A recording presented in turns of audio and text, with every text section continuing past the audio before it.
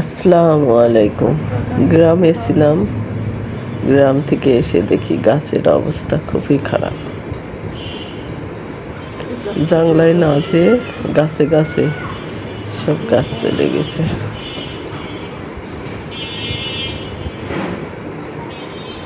তাই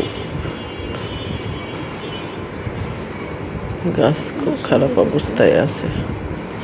এখন আবার ভালো করে যত্ন নিতে হবে।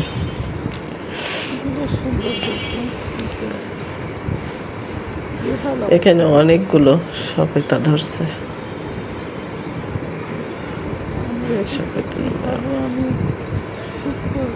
আবার ঝিঙাও ধরছে।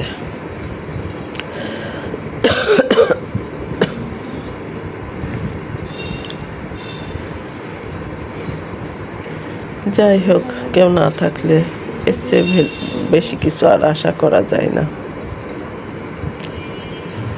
কাজের মেয়ে দিয়ে খালি পানি দেওয়া যায়, যত্ন নেওয়া যায় না। সবাই ভালো থাকবেন, সুস্থ থাকবেন, দোয়া করবেন। বেশ অসুস্থ আছি। আল্লাহ হাফেজ।